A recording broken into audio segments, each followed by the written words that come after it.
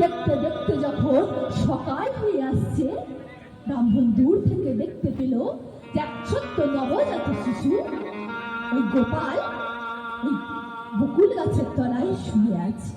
ওমা, ব্রাহ্মণ দূর থেকে দেখতে পেল যে শয়নে আছে সন্তান।